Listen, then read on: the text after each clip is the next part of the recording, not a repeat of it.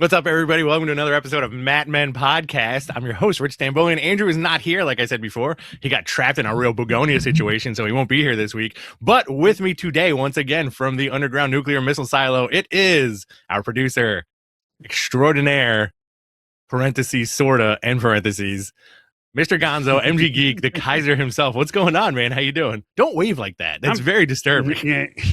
Like Mussolini on a balcony. Wow. Yeah, I'm on fire. I'm today. doing good. Yeah. Hey, that's how we like you, on fire. You got to be on fire in this cold. That's the only thing I'm dealing with right now. I showed you It the is temperature freezing on my cold. phone. Yeah. And Mr. Yeah, it Gonzo is showed me the -1. temperature on his phone before, and it is -1 in wherever the hell you're coming from. Yes, it is. It is bitter cold. I would say to the people out there in the world, be safe, especially if you live in those middle belt states that are going to go to bed and it's going to be 50 degrees and start raining, and they're going to get up and it's going to be 17, and there'll be it'll be Lake Placid. I'm very surprised it's cold One by you, sheet of ice. especially since you live in Hollow Earth. You would think it would be hotter the more towards the center of the earth you are. No. You ready to talk about wrestling? I am. Well, I may have to sneeze. let's fire it up. It's weird. I've never Oh dear. I've never sneezed on the podcast. I muted my microphone like a professional. Look at that. Good job. Well, now there's boogies everywhere. All right. Let's talk about wrestling this week. Did you watch all of pro wrestling this week? I watched a lot of it. I did watch parts of Impact last night, or TNA, and I got to tell you, there's still some production issues. I guess they made a mistake with one of the broadcast part of next week's show, and they gave away the ending or something. I don't know. It was okay. So they purposely Bischoff themselves. Yeah, I guess. Okay. I watched it. I just caught that story this morning. I didn't record it or anything because there's still some snafus, but they're trying. That's all I can say there. But then I watched Raw 2 o'clock or 3 o'clock in the afternoon. It was fun. That's right. Yeah. Yeah, I watched NXT, which I'm kind of cooling off. I'm finally getting there with it, where I'm not as happy with it as I used to be. So I don't know, man. Let's see. AEW, of course, I watched that. I actually enjoyed the second hour of AEW a lot. So we'll get there. Everything was good this week. I feel like it's interesting. I feel like this time of year, every year, every company kind of ramps up a little bit. I feel like the infectiousness of Royal Rumble season definitely makes everything that much more sweeter. And I feel like every company's trying to do their own thing, irregardless if they have anything to do with WWE. You know, I just think there's like that overall vibe always at the beginning of the year that kind of heads into WrestleMania. And then there's like the post WrestleMania, like exhale. You know, let's start at the top here with some news. Evil from New Japan has reportedly given his notice and appears to be WWE bound. I find this really interesting. He lost the never openweight title to Aaron Wolf at Wrestle Kingdom. He is a former IWGP heavyweight champion, intercontinental champion, tag champ, 6-man champ, and he won the 2020 New Japan Cup, right? I find this interesting. Now, does Evil come in with as much prestige as like anybody else would come in? You know, like I like Evil. It's not a knock on the guy, and I like his body of work, but I think the WWE thing is very interesting. Yeah, it got me off guard too. I was like, WWE, it doesn't seem like a fit. And then I remember, and I don't know if it's anything to do with anything. This is not reporting anything. There's all those rumors that he was at one point involved with Io Sky. Back when she lived in Japan. And so I don't know if that has anything to do with it, if they're still together. I know people have said that he's been at Manias when she's the last couple. He's been there behind the scenes. And I don't know if that's true or not. So whatever, if that has anything to do with it. Because I was trying to think of reasons why a guy, I think he's like 38, would want to come over. And he's got his lady there. Yeah. And if that's the case, if they're still involved in any way, but you know, you don't see anything, you don't see any posts with them together, so I don't know if that has anything to do with anything. But yeah, as far as him, where he goes and what he does, I don't know. Do you put him? See, I feel like they would tag team him with Nakamura or something like that. Can I give you like 2 notes? Can I give you 2 notes? Mm-hmm. Try to look more into the camera and stop touching your face. Damn it. 2 notes. 2 notes. Look at the camera. Don't touch your face. That's it. I don't want to see your little fingies touching your face for the next half an hour. It's distract. Right. There you go. It's distracting. Unless you're doing The Rock, you're doing shit like The Rock, and you're doing shit like this. You're like, All right.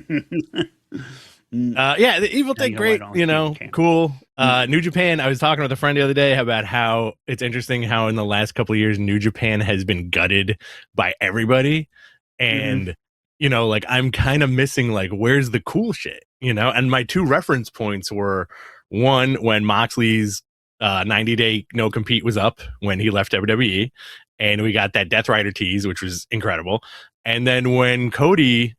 I think when his 90 days were up, maybe a little bit after that, where he cut that Bullet Club vignette of him smoking a cigar. Like, I want cool shit like that in New Japan again.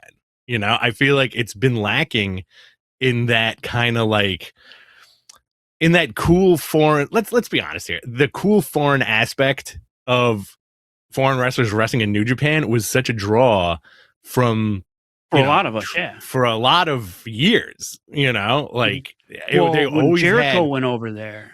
Well, even before that, you know, like Bob Sapp, you know, like all these dudes, Kurt Angle, Brock Lesnar, you know, like it always kind of. Oh, you're going way back. Okay, going way back, yeah. Like it always drew more eyes on the Japanese product, and then you know, flash forward, you had Bullet Club, Jericho.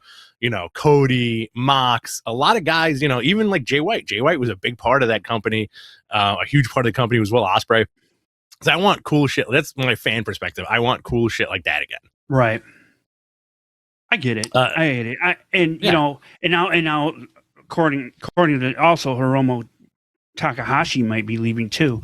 So where is he? They're going to have room for some people to come up. It doesn't say. It didn't say. It just said that. They might be going, and WWE might want them too. I just don't know where you put all these people, unless you do a heavy Japanese faction. That is true. I'm sure they'll be okay. That would be a cool thing if they did it on, let's say everybody gets signed to AEW, and they kind of do like a reverse foreigner thing where it's, you know, the Japanese wrestlers ganging up together to take over American wrestling. Like I think that would be a lot of fun for sure. I know we're gonna go in and out of WWE today. We will talk a lot about AEW. I know a couple of people in the last couple of weeks have been like, "Oh, you're not talking about AEW enough." We will get there, but I want to talk about WWE Unreal Season 2. Let me tell you, I am extremely entertained by this. You have your new season. It's on Netflix. It's shot very well. You get like a little bit of the behind the curtain stuff, but not the real behind the curtain stuff. You know, I feel like we're entering this next level of kayfabe where even though we're watching a documentary, most of it is probably not real, you know, because there's different levels of kayfabe, right? For example, in one episode, I believe it was the return of R-Truth after R-Truth said he got released. And they show Triple H backstage and he's like, well, I'm going to tell Cody. I'm going to tell John Cena. I'm not he forgot to tell Logan Paul and he didn't tell Michael Cole.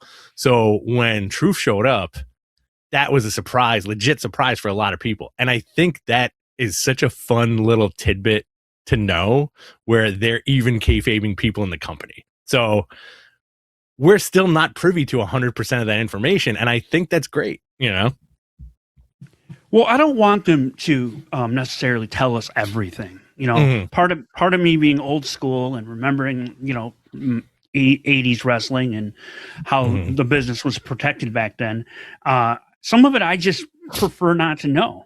I think the part of the magic is how they got there. But then again, I like watching like the reaction of the producers when they hit a spot and they're calling out spots that are where they're going, and then when they hit the spot, and then in spoiler alert, in the last episode, they go through the lead up to Seth's injury not being real, and how he worked everybody, and they go through that, and they told barely anybody, and they literally, like, Gunther found out, kind of figured it out, and they told him then, like, right before the show.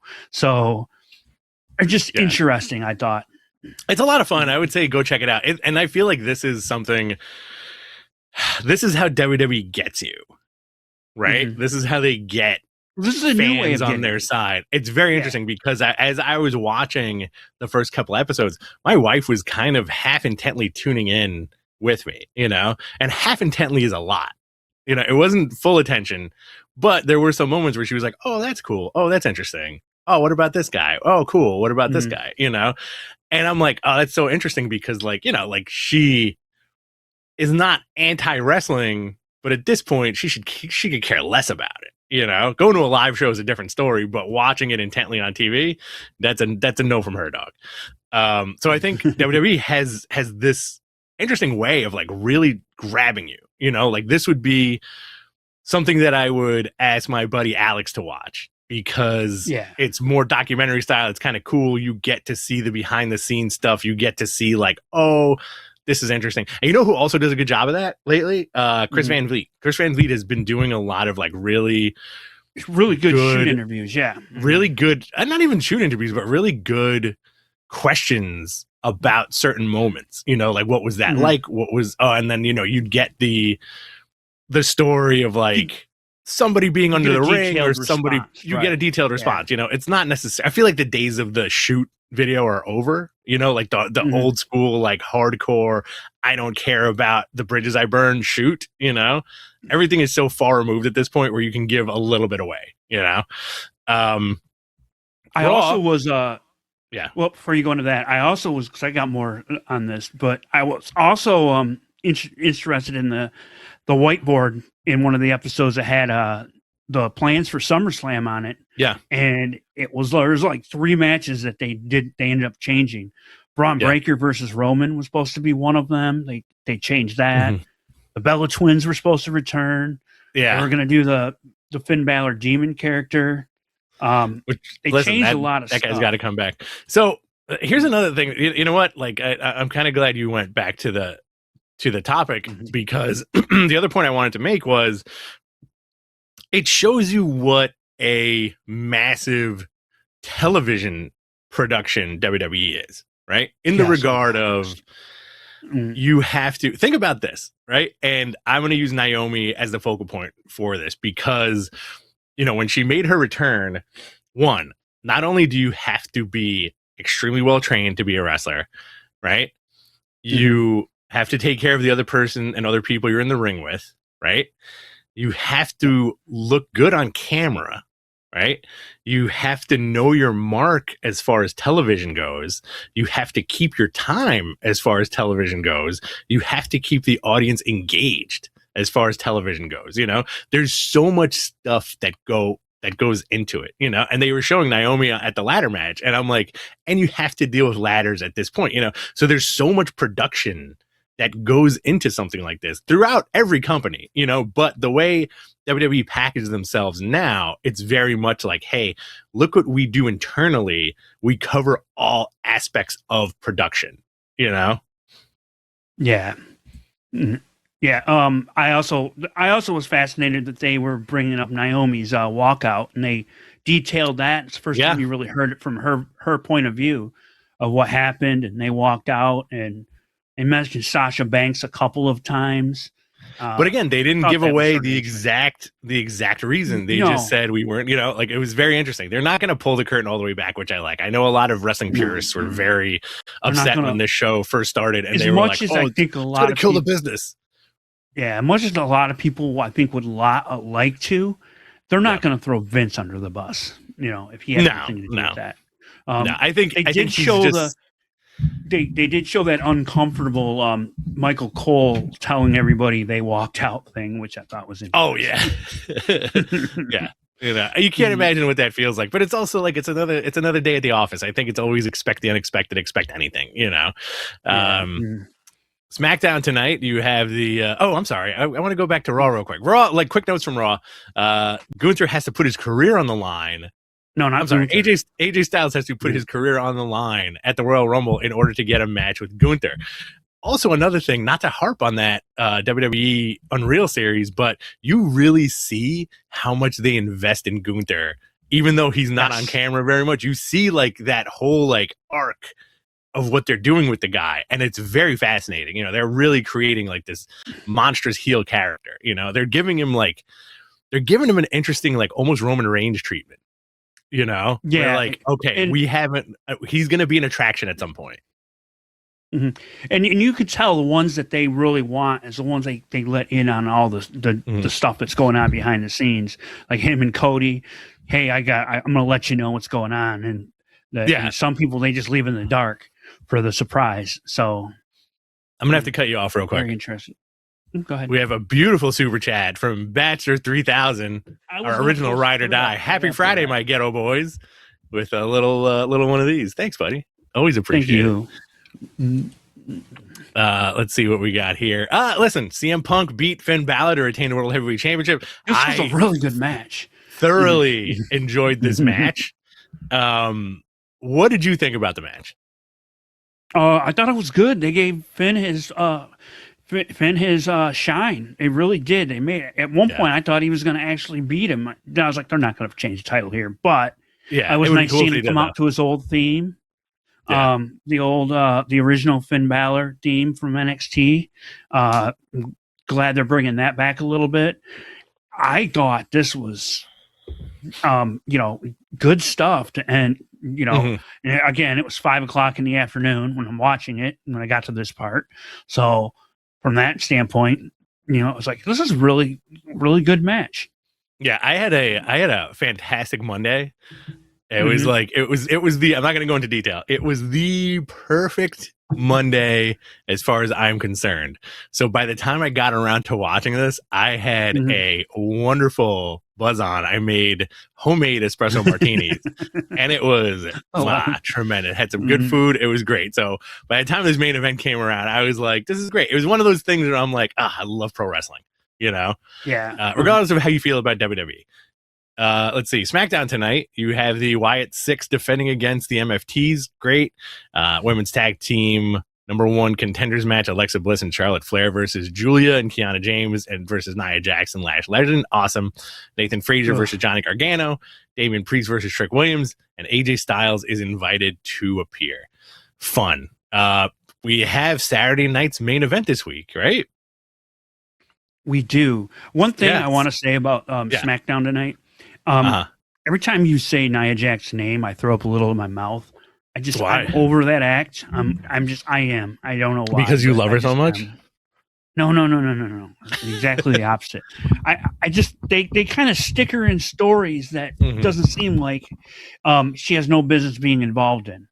I don't know. It's me. It's a me thing. I'm sorry. I think the company, it's very interesting when you have somebody there that the company is very high on. She definitely fills a certain space that is needed, and I don't mind it. I really don't mind it. Who am I to judge? Saturday night's main event from Montreal. This is going to be a fun one. So far, you have the women's tag team champions, Io Sky and Rhea Ripley versus Liv Morgan and Roxanne Perez. That's going to be a good match. Cody Rhodes versus Jacob Fatu. I think I want to say this is going to end in like a double count out or like something. A draw, like a weird draw. I think it's going to end with Drew getting involved. Drew McIntyre getting involved. Why does he have to get involved? Because he was the other guy in that match that Jacob went after. Remember, he went after in the cage. So I'm wondering if this is going to be a triple threat at Royal Rumble. That's my guess. I don't know. That would be for cool. Sure. And I'm sure they're going to add another match tonight. They usually do 4 matches on these shows. Yeah. Let's see here. We got The Fatal 4-Way. Sami Zayn. Yes. Sami Zayn versus Trick Williams versus Randy Orton versus Damian Priest. A Fatal 4-Way to challenge WWE champ Drew McIntyre at the Royal Rumble. Listen, I would love it if Sami wins. Sami needs to win the big. It's about time in his career, right? Like, Sami's been a reliable player, great promo, keeps himself out of trouble, does a lot of good charitable work. He had great big moments throughout his entire career. I think it's time for him to get that belt finally. Yeah. Yeah, I think at some point, I think this might be his year. I know a lot of people want to see him win the Rumble. That would be cool. That would be great, actually. I don't know, man. With these guys, are we going to get? And I know you're a fan of this. Are we going to get like these hot shot title for a bit and get some of these guys some accolades? Like put it on Sami for a couple weeks, and then he loses. I love a hot potato. I love a nice hot potato, not like Andrew does. I know you do. I would love to see totally different potato in my world. I would love to see a hot potato with one of the belts. You know, I think the Punk belt, I think he needs to keep that for a while. But I feel like the Drew belt, you can hot potato that a couple of times. I think Sami beating Drew would be a bigger pop than anything that they could have for a while, right? Because Drew is established as this massive villain. He's larger than life. The guy is gigantic. You know, Sami doing like 3 haluva kicks and winning that title at, say, WrestleMania or Royal Rumble, fantastic. Yeah, I don't know if they'll do that, and I truly think that Roman's going to be in that main event for that title again. Yeah. So it'll be him and probably Drew McIntyre, if I had to guess right now, but who knows?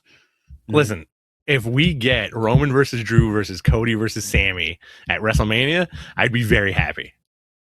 That would be a fun, but how do you get there? You know, and somehow win the Rumble. Yeah. And somehow Sami wins. You know, that would be like a celebration for Sami because everybody in the ring would definitely pop for the guy.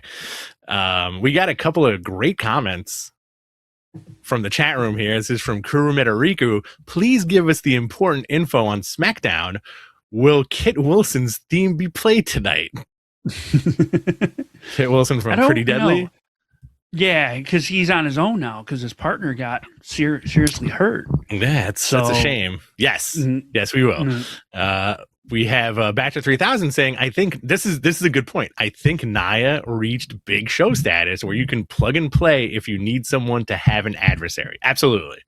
You know, like somebody like that who's so unique looking takes up that role perfectly. But my problem is how do you beat her and make it look legit? Because she really should be just steamrolling these girls all the time. Yeah. And it hurts. You know, it's just, for me, it just doesn't work. You know, I don't know. You know, that's your opinion. That's fine. You're entitled to your opinion. Yeah. You're entitled to your opinion. But it also, I feel like, you know, having like a Big Show or a Nia like that, it sets up for like the moment where, imagine if you saw Alexa Bliss pick up Nia Jax and like Samoa drop her.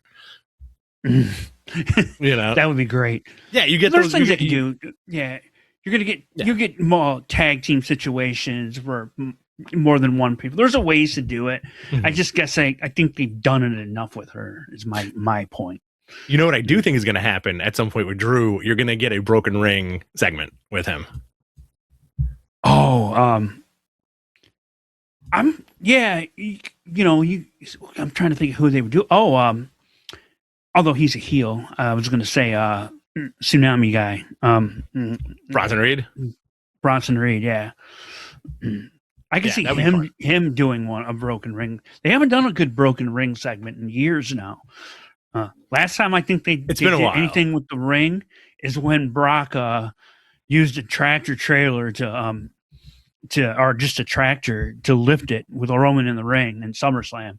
Yeah, that match was one of my favorites for whatever. I like a nice broken ring gimmick. I watched Taz this week. Excuse me, I watched Taz this week talk about the bit that he did with Bam Bam and how they had to perfectly signal Bam Bam falling on him so he didn't smack his head wide open on the ring. Did you watch that? I haven't caught that yet. It's very interesting. You should check it out. It's like Taz goes into great detail about how they cut away the planks under the ring so that once they were ready to do that spot, they could fall perfectly through that hole, but also to time it so that he's not landing on the back of his head on the broken floorboards, I was wondering about that. How do you do the rest of the show, the beginning of the show with like a hole cut in? Because they've done that before, right? Yeah. I'd love to see that with Drew, to be honest. So far for the WWE Royal Rumble 2026, for the Women's Rumble, already entered Lyra Valkyria, Bayley, Raquel Rodriguez, Roxanne Perez, Liv Morgan, Io Sky, and Rhea Ripley. So far, so good. For the men's, so far, Penta, Dragon Lee, Rey Mysterio, Jey Uso, Gunther, and Cody Rhodes. I think Roman's going to be a big announcement. I do feel like Roman's going to win. I think that would pop the crowd big time. So I have a a disclaimer for everyone, and this is just my opinion. Because it's in Saudi Arabia, don't know how many surprises we're gonna have. Meaning Shawn Michaels. No, I think that ship sailed. They did that one already. No, because it's gonna be hard to get people in and out of there without people knowing that they're going over there. People are gonna see them at the international gates in the airport and go, "Oh, okay." So I think it's going to be interesting. I know there's been rumors of Mr. Beast being involved somehow, maybe hosting. But yeah, I think a lot of these are going to be announced, and most of the people that we see are going to be on the roster currently. I don't know how many super surprises we'll get. I think Logan Paul is going to be in the bottom 4. I could see that. Him Cody's going to be in the bottom 4. Roman, Gunther's going to be in the bottom 4. I think Gunther's doing double duty that night because he's taking on AJ Styles. AJ Styles being forced to retire if he loses. Do you think AJ should retire at WrestleMania or SummerSlam? I think they can push it out as far as they want. I expect he's going to win this match. And because I don't want to see him retire now, unless he's already made up his mind that this is it. Right. But it just seems too soon after John Cena. I feel like they're going to let this marinate for a minute and have a bigger moment. Sometime this summer, maybe SummerSlam. We can bleed it out that long. And is it a Ric Flair moment where, hey, if you lose, you got to retire, and then he loses at a match down the road, like a big show like that. It does tickle me. It does tickle me that Gunther could possibly retire both John Cena and AJ Styles. I think that's going to be his gimmick. I think that's what they're going to do from now on. It would be cool, but he wouldn't do you. But you want an "I'm sorry, I love you" moment from AJ Styles. I'm just saying it's similar arc to Ric Flair. You don't have to do the "I'm sorry, I love you," but it can be something like that. Can we talk about that for a real quick second here? Yeah. As far as retirement matches go, what a perfect retirement match. Ric Flair versus Shawn Michaels. That was good. I have a place in my heart for the recent last year's Sting's retirement. Sting's retirement was also very good. Good send off, really good send off. But I feel like if Ric Flair didn't retire, if Ric Flair actually did retire after that Shawn Michaels match, I would have been very, very happy with that. It would have been perfect. Or even if because he had a match with Mick Foley after that, right? In TNA. Yeah, he had a couple of matches. I would have taken that match with Mick Foley as well as a good retirement match for Ric Flair, but then that didn't stop him because I think he wrestled a handful of times after that, and then he had his real retirement match which there's no guarantee he's not going to try it again. It was Andrade and Jay Lethal, right? Yep, and Jeff Jarrett. And Jeff Jarrett. Do you think he's going to try to squeak one more out? I wouldn't put it past him, but God, I hope not. I hope that people around him are like, no, don't do that. That's my biggest issue when people want to have their favorite guy come back And I'm like, and when they brought, like when Sean came back, your boy Shawn Michaels came back for that Saudi Arabia thing. I'm like, I don't want to see them. I'm not counting that. I'm not counting that as a match because it took place on foreign soil. But I will say Shawn Michaels once again saved the day in that match. He was the only one who made it out alive. If it wasn't for Shawn Michaels, I feel like that probably would have been considered one of the worst matches in WWE history. It already was. It actually was. Yeah, there's no probably. Just seeing fully retired bald Shawn Michaels being the only one not injured in that match is insane to me. That just shows how good the guy is. I mean, yeah, but again, you have these visuals in your head of what they were when they were at their peak. Yeah.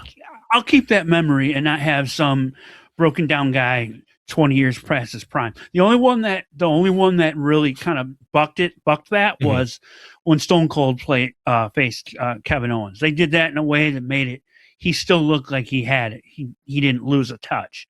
That was fun, man. That was fun. That was a good one. We're also expecting AJ Lee versus Becky Lynch in the works for WrestleMania 42. The match has been penciled in for some time. AJ has only had the tag team match since her return. That's going to be fun. Do you think that would be for a title? Somebody gets a title? I think it's going to be. I think that's why they put the IC title back on Becky. Okay. Because they were teasing that already, and they've had beef, and I think that I would guess, if I had to guess, there'll be an interaction in the Royal Rumble. One, probably Becky will get eliminated by AJ or something like that. Yeah. And then they'll eliminate each other, and the beef will start, and we'll get to Mania. I think that would be a great match for one of the nights. Yeah. It's going to be a great match. Again, we're getting this lead up to like so much fun stuff. And speaking of fun stuff, we're going to go into Dynamite right now. Tony Schiavone opened the show interviewing MJF. MJF said he's the best wrestler in the world, and holding that BBB was the proof. Getting interrupted by Brody King, fantastic. I really love that they're pushing Brody into this main event picture, and I think he's ready. Yes, I don't know if he's going to win a title, but he's a good foil for MJF. He's well liked. What do you think of this custom belt that he's carrying around? Do you like it? It's different than the one he had before, I think. MJF's belt? Yeah. Listen, I'm a fan of custom belts. I want gimmicky custom belts. Do you know if they sell the belt? Do they sell that replica at all? I haven't really been tapped into. Someone can look. I haven't been tapped into AEW merchandise. Let's look that up real quick. Replica belts AEW. Oh, I spelled belt wrong. This is the show today. We're looking up stuff on the internet, guys. We're going to silently look up stuff on the internet while you guys just watch us carrying on about your day. All right. They do have replica belts. Let's see. All Elite Wrestling. It's an error page. So guys, you got to fix that. It's legit a 404 not found page. Let's see. I like it. I like a good belt design, and I like a good custom belt. I was always a fan of the Smoking Skull belt. Yes. One of my favorites. What was your favorite weird custom belt? I like that Jeff Hardy belt too. I think it was like a TNA belt, right? It was the like TNA belt. It looked like a Divas title. Yeah, it looked nuts. I like a good classic belt. I'm glad they brought back the New Japan belt. The one that's one of my favorites. A good classic. I'm a big fan of the big gold belt. All those belts kind of really, the ones I find it's funny going back and back in the archives and watching old stuff, and you see these tiny like thin belts instead of like the big ones. I'm like, these are like belt buckles. Well, like I do think, and I might be wrong about this, but I do feel like those classic wrestling belts were designed after boxing belts. Like boxing belts are very small for the most part. You don't have like this giant effing thing. Look at any picture of Harley Race with that old NWA championship. It's like tiny on his shoulder because it was more prestige. But they kept that too, even in recent years. Like, if you watch how Cody holding the belt, how Cody holds the belt, Cody holds the belt that way. So did Nick Aldis when he was the NWA champion. Yeah. He held it Yeah. down by his side, almost like he was cradling a baby. I love that like stature when they're giving promos, how they would hold it that way instead of on the shoulder.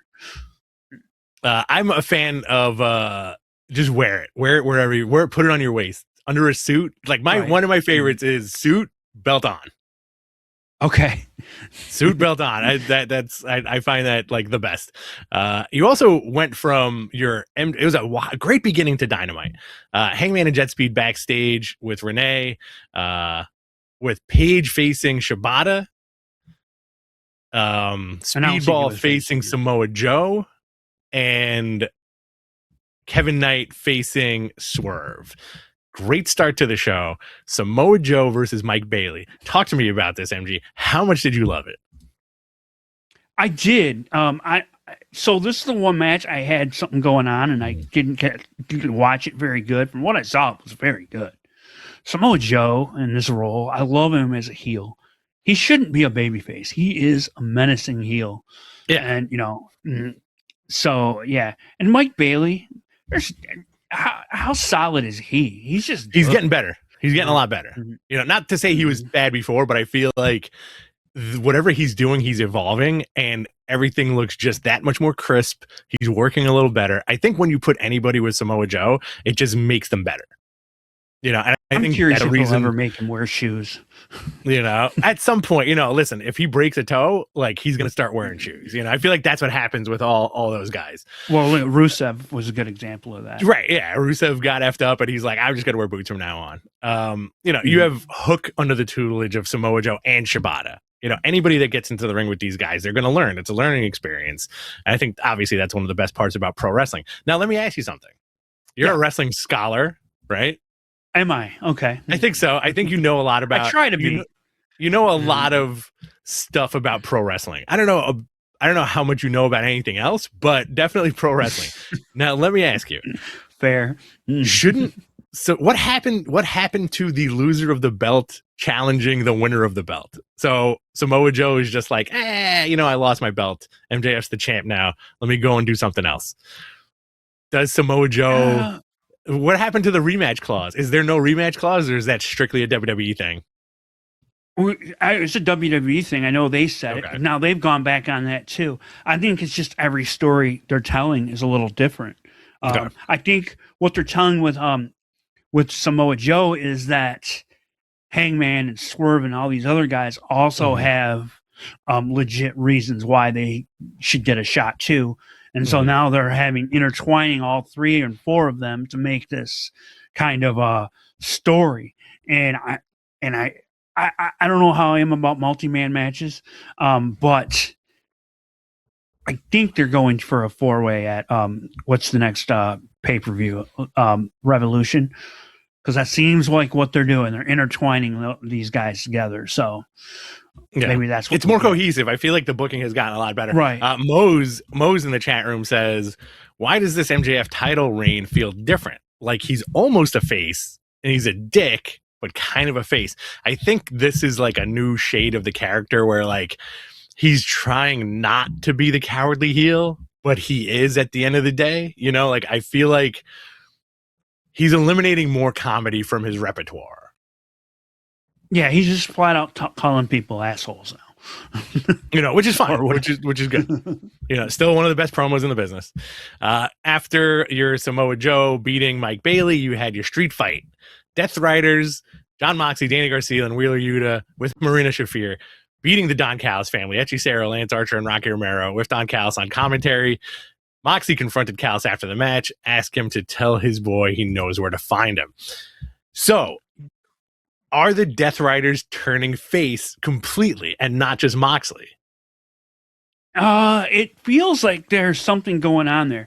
I still think maybe this is the catalyst where there'll be a split and make Moxley full-blown babyface. But just if you think about it, this is similar to go back in the day, a Wyatt family versus the Shield, where you had these two heel factions. And when they met, it was like groundbreaking at the time. This was great. One of the best 6-man matches there ever was out there. It still gives me the Rock stupid goosebumps whenever I think about that. Yeah. I just got them too, and I thought about it. I was like, oh, that was so good. I'm gonna have to find that and cue it up today, I think. Oh, absolutely. Hopefully it's on Netflix. It should be. Real quick, we have Falafel Bay is in the chat room. Falafel Bay, what's up, Mattman? How are you, Falafel Bay? Always good to see you in the chat room. Real fun match. I like that they're using, if you've noticed, they're using Claudio in a very interesting capacity, where he's the guy that shows up and is like mad big. You know what I mean? Yeah, he's like when he shows up, oh man, this is real now. He's gonna do something cool. Like, I like the setup with Pac hitting Lance Archer with the crutch, and then he's like holding up the crutch. And when you were watching, were you like, why is he holding up the crutch like that? And all of a sudden, here comes Big Claudio to grab it and smack the shit out of Lance Archer.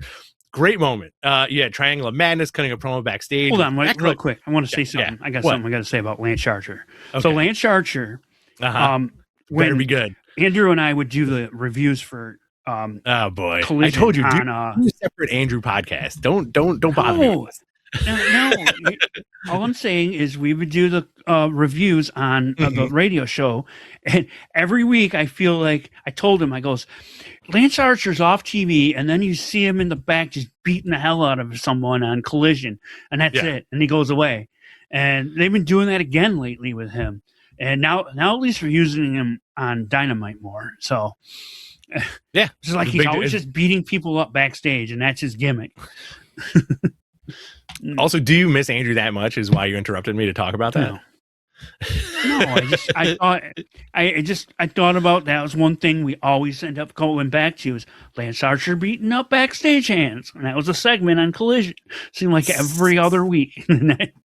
Sorry, I'm not living up to your expectations. Anyway, Triangle of Madness cut a promo backstage with Thekla calling out Chris Statlander for next week. Julia Hart also challenged Willow Nightingale to a match for the TBS title on Collision. Fun stuff. I think I like Thekla as the potential new women's champ. FTR versus Busta and the Brain, Jordan Oliver and Alec Price. I thought this was a fun match. These guys could go.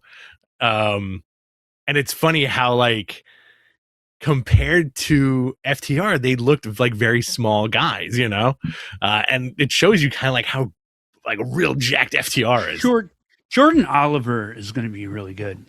Yeah, he gets going. Yeah. The Cosmic Babes of Wrath cut a promo backstage with Willow and Statlander accepting the challenges. Kenny Omega versus Josh Alexander. Great match. My favorite part of this match was Kenny saying that he feels better than ever and that he's ready to get that belt again.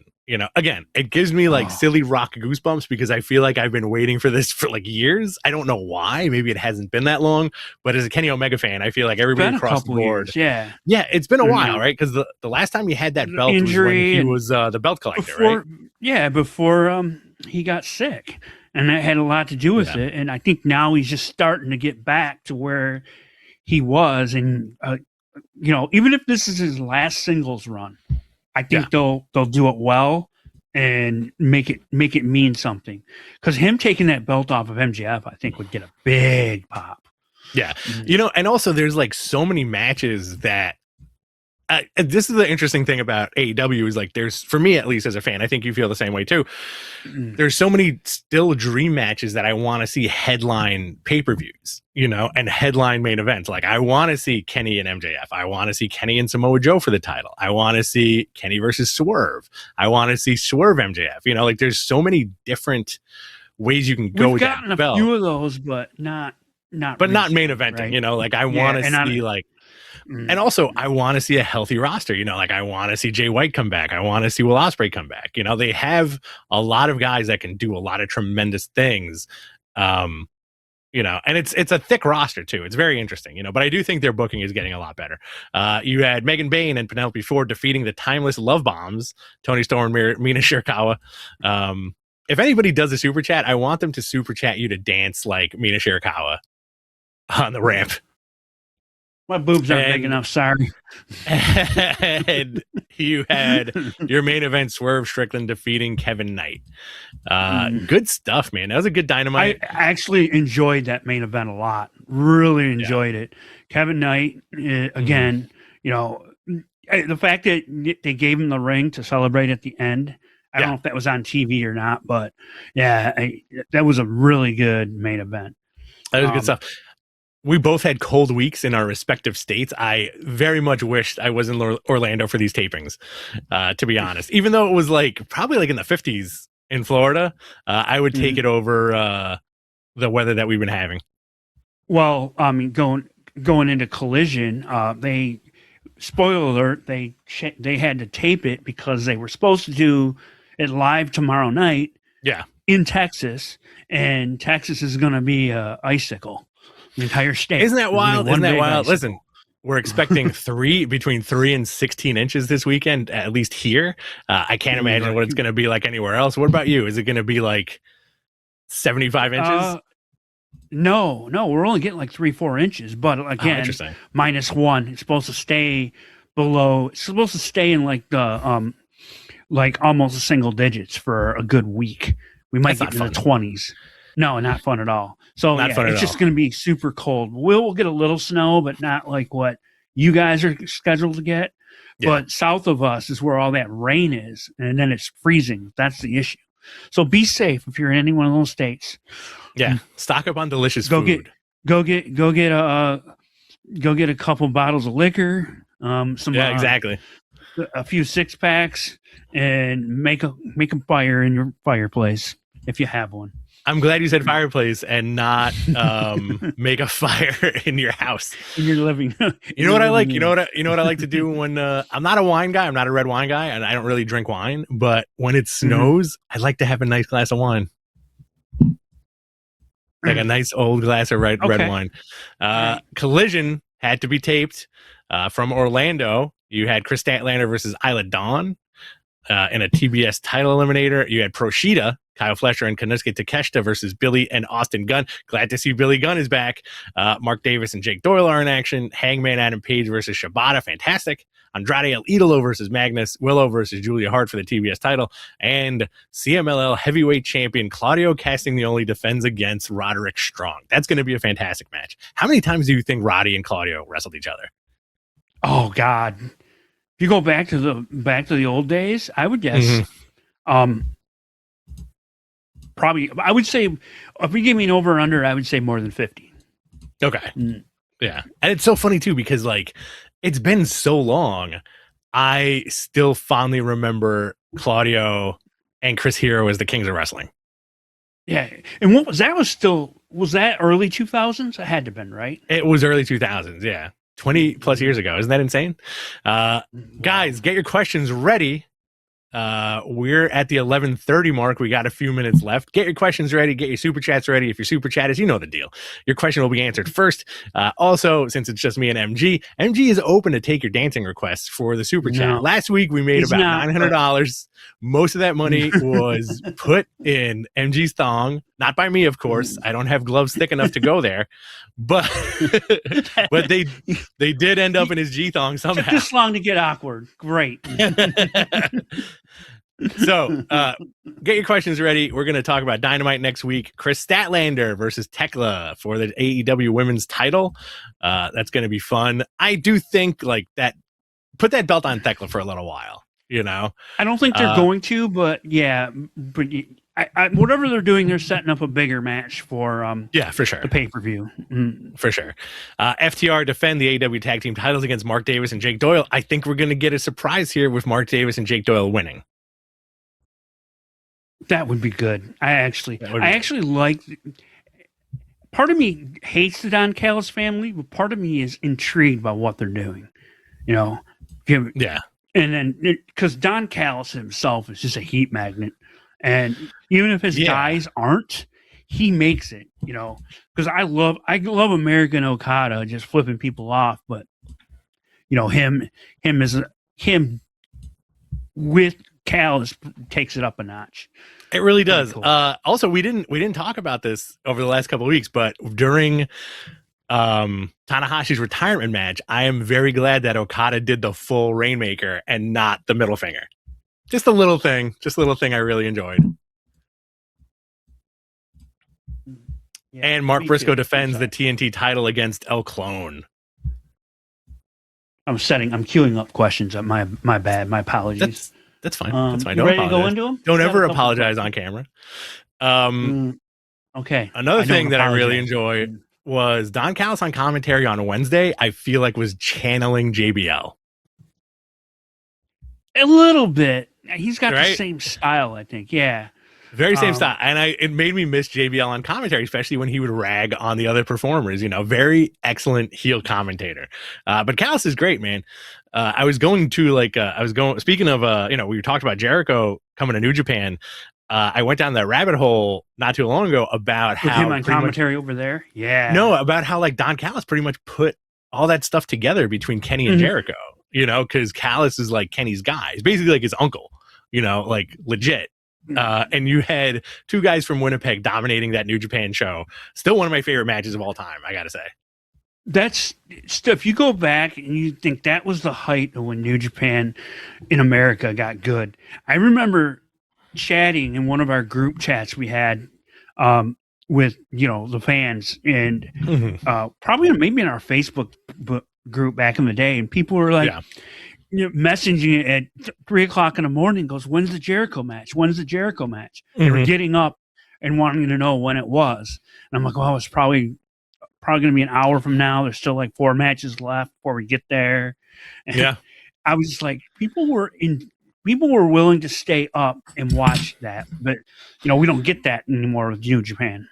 Now, because it was such a cool thing. Like, I feel like I think WWE makes, again, this is just the vibe I get. I think WWE makes their wrestlers' lives extremely comfortable, Right. And there's also the never say never aspect where anybody who's gone from the company will eventually come back. And not only that, sometimes there might be greener pastures. Look at Hobbs. Did Hobbs do everything he could in AEW? Who knows? He was in great programs. He's in great factions. But to go out on your own and sign with WWE, you don't know what the upside is. The guy has a huge upside. You don't know what they're going to give him, what they're going to write for him, how he's going to come in. I do think, just judging by him, having him as an enforcer in WWE would be a lot of fun. I think that's where they're going to go with him. Side note, real quick. Yeah. So one thing I ran across this week, and I didn't put it in the notes, was see what they're doing with Rusev? Was a note about him being off TV and why they're keeping him off.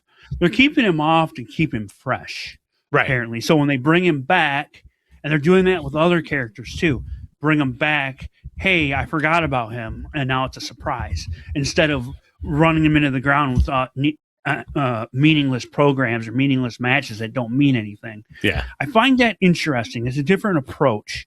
I just think some of these guys, he's probably one that doesn't need the reps. So it probably works that they're doing it that way with him.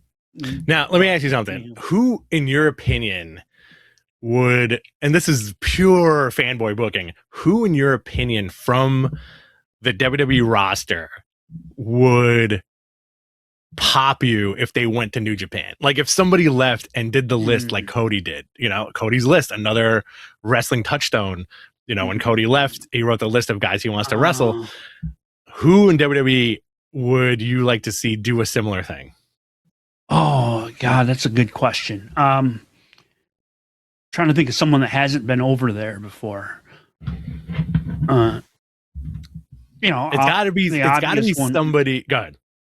I was going to say it's got to be somebody homegrown in WWE to make this work right. And the one that comes to mind would be like a Roman, or even honestly, even a Seth Rollins over there doing that. But again, highly unlikely that that's going to happen. You need somebody who doesn't have that level of comfort and like not bus level, AJ Styles, CM Punk, Seth Rollins, Roman Reigns. These guys could get their own bus. They could do all that shit, because of that comfortable lifestyle. I'm saying somebody who's in maybe the upper mid card. I got a couple right off the top of my head. Carmelo Hayes, one of my faves. Someone like that, where they haven't broke through just yet, Mm-hmm. and then they go away, and it's kind of a Drew McIntyre thing where they go do that and they come back. And, hey, this guy's a star. Gargano and Ciampa would be on my list. Okay. You know, Ciampa, I think Ciampa New Japan, I think would be awesome. There's a couple of guys. Yeah, we haven't discussed that, but yeah, he's leaving, so you might very well be onto something. We might see him over there. I'd love to see him in the G1. Penta? Yeah, someone says Penta. Penta would be dope. Hi, Shin. That's our friend Shin Solidus. Shin is back. Shin, are you on X anymore? I was trying to find him the other day because we didn't talk about this. Apparently, Baron Corbin wrestled a dark match for AEW. Yes, I meant to put that in the notes. Yes. And I know Shin is a gigantic Baron Corbin fan. Bishop Dyer now is his name. And Bishop Dyer. That's good. Scene. That's a good name. You want to do some questions? Yeah, they're starting to pile up. We got a couple. I got a comment right off the top here. Sure, throw it on the screen. Super chats, I throw them up first. That's the rules. Okay, here we go. So we got Gunther pins AJ Styles at Rumble. This is more of a statement. I think he just wants our opinion on it. Gunther pins AJ Styles at Rumble with shenanigans. Later in the night, AJ eliminates Gunther from the Royal Rumble to retaliate. This protects Gunther from losing single matches. The only problem with that there is then AJ would just be done. It wouldn't be a reason for him to be there anymore. Right. So you would have to figure out a way to a loophole to get him back, get him unretired. So I think Gunther taps out again because he's not. It's not going to hurt him. It's not going to. The loss isn't going to hurt Gunther. This time the tap out will be recorded and they'll see it.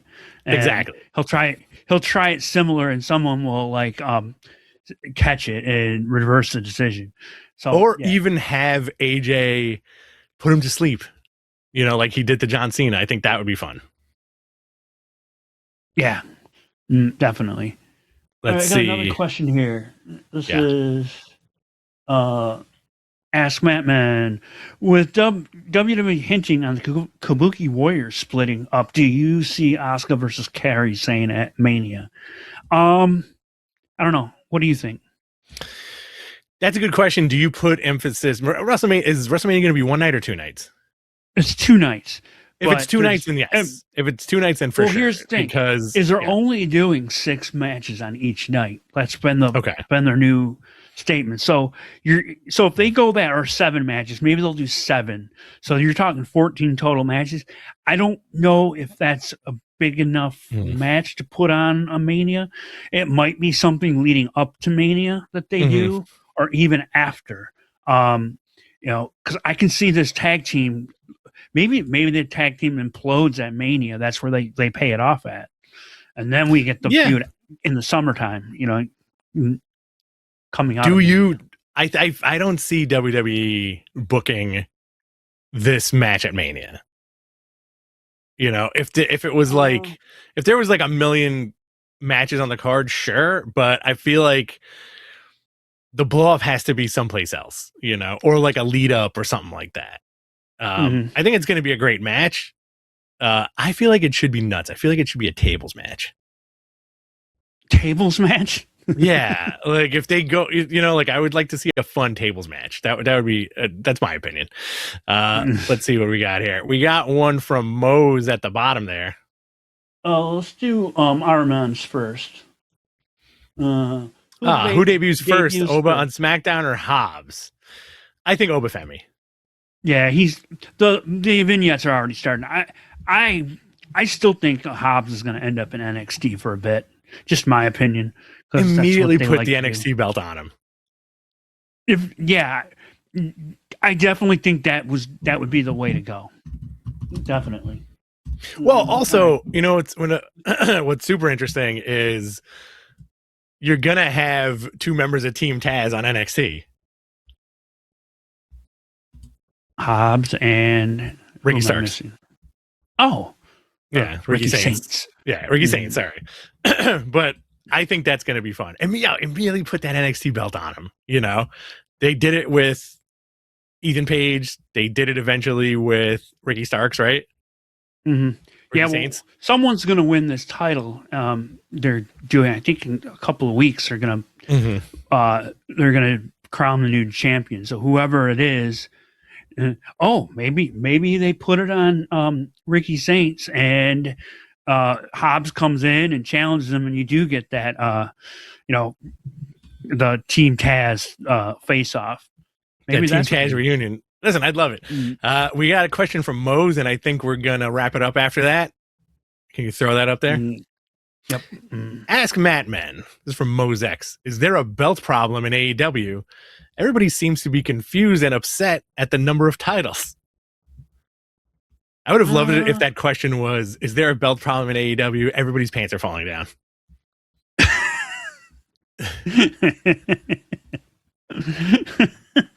These guys can't keep their pants up at all. Is there a belt problem? I don't know if it's a belt problem. I think it's a belt issue for sure. You know, like it is. It's a belt confusion. It's belt confusion because when Mox, like, the Okada thing, I can't think about it. It hurts my brain to think about. You know, maybe I'm getting old. Maybe I'm starting to turn into old man wrestling. I am going to be 45 years old this year. Who am I talking to? You're a tale as old as time, my friend. Let's see. I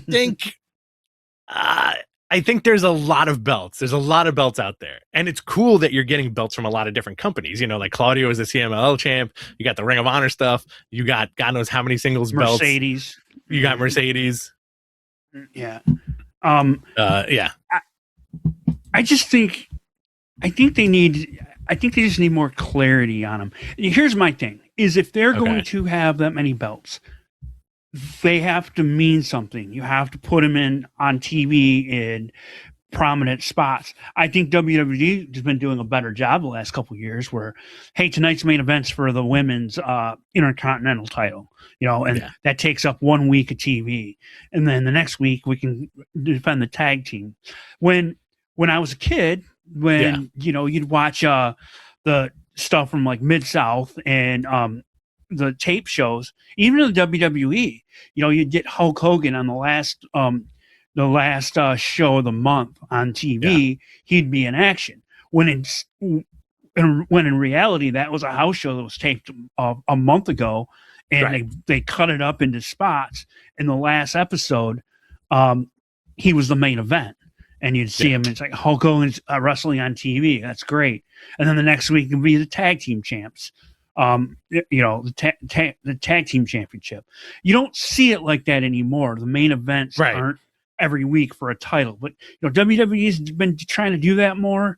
And I think that's one way you can do that on AEW is every week on Collision. You know, you have one of the TNT title. Be defended on Collision in a main event, as opposed to, and they do it sometimes, but I feel like they get away from it from here and there, and then titles just disappear.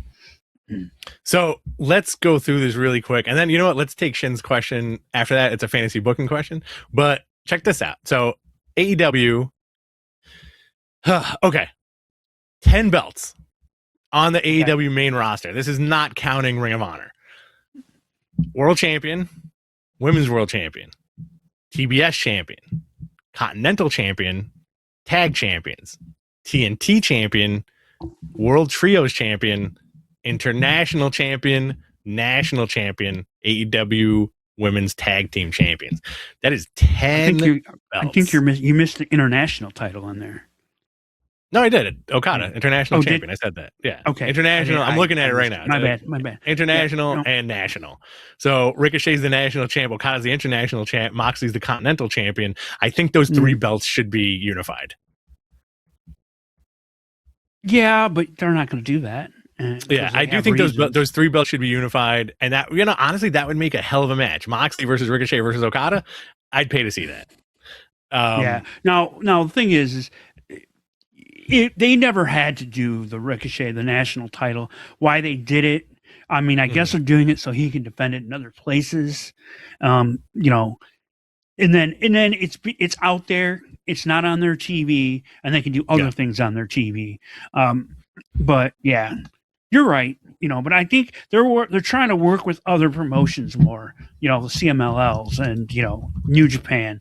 So if they can go over there and defend those titles there, it gets exposure elsewhere. Yeah. So Ring of Honor World Champion Bandito, Ring of Honor Women's Champion Athena, Pure Champion Lee Moriarty, TV Champion Nick Wayne, Tag Champs Sammy and the Beast Mordos, Trios a six-man tag Shane Taylor Promotions, Women's World TV Champion Red Velvet, and the Women's Pure Champion Deonna Purrazzo. If you throw in Ring of Honor into the mix and the extraneous belts that's they where have, it gets murky. Everybody's a champion in the company, Yeah. It's very interesting. And also, I like the top tier of Ring of Honor right now. Ring of Honor has a really fantastic roster. I just wish they did something with it, Right. Well, it goes back to the TV deal and not having a good one and having it on behind a paywall, which is, I feel like they would have done better to just get with YouTube, figure out a way to monetize it a little bit and just make something off it. Just put it on YouTube, because their channel isn't WWE big, but right. Get something, get it out there more, get it more exposure for it.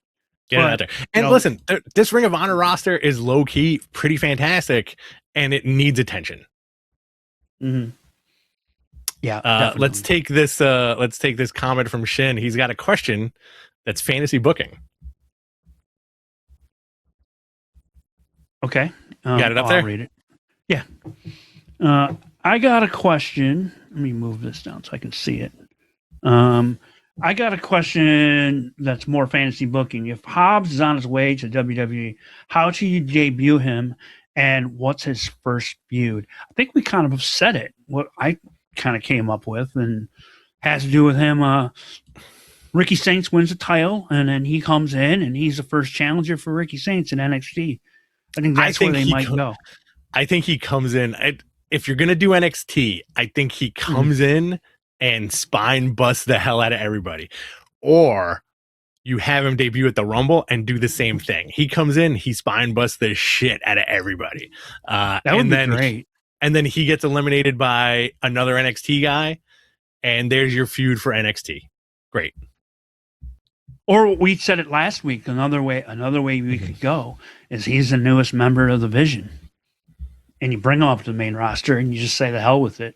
Put him with Paul Heyman's stable, and let Paul kind of monitor him and help him out, especially when it comes to the promos and stuff.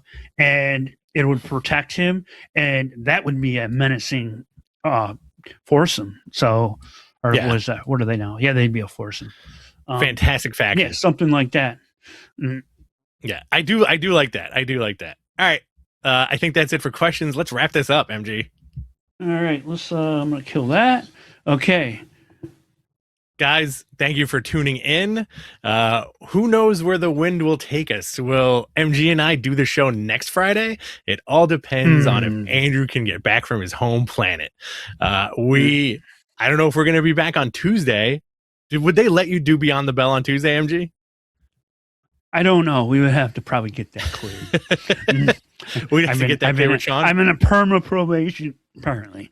we have to get that cleared with Sean John Ross app. That'd be fantastic. Okay, so guys, we'll see you soon. We love you. Don't forget to like and subscribe and all that fun internet stuff. We will see you next week on behalf of Mr. Gonzo and myself. We love you. Goodbye from the Matt Men family. See you soon.